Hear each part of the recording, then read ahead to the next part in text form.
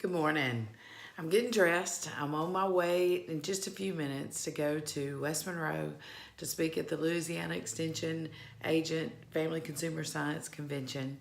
And one of the things that I'll be speaking about is when the waves hit, when life throws you a curveball, what do you do? And I've spent a lot of time thinking about that because I've lived in it. I've lived in the world in it. But I got to thinking this morning about you. And the you that I'm talking about is the you that haven't experienced the waves crashing, or maybe you have and you're in between the waves crashing. Life hasn't thrown you a curveball yet, but I say yet because a curveball is coming. The waves are coming. Things happen. We live here on earth. That's just what happens. And the reason I was thinking about you, those in between the waves or who maybe aren't up to bat yet, is I was thinking that is the time that you can be preparing for the waves.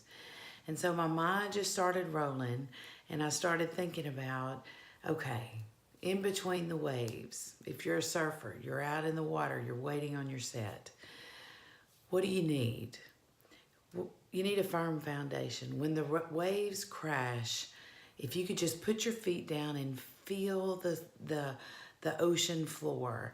If you're not in that deep of water yet, you can stand, it'll be okay. Maybe you need to hop up on a surfboard. It's a little bit shaky, but if you hop on top of it, you can ride the waves out. That's your faith. So I want to encourage you, what is your faith? What do you stand on?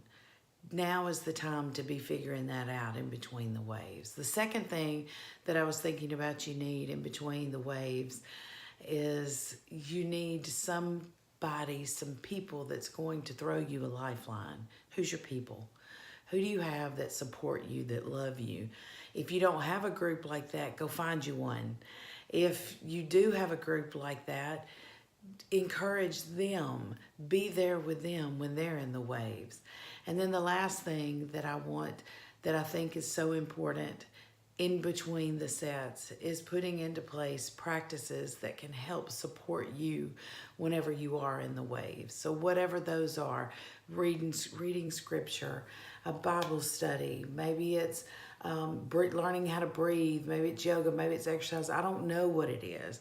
But three things that I think can help you get ready for the waves are knowing your faith, or finding your people that can throw you the lifeline, and then putting into place things to help either make the waves not so great or maybe even prevent them. Have a great morning.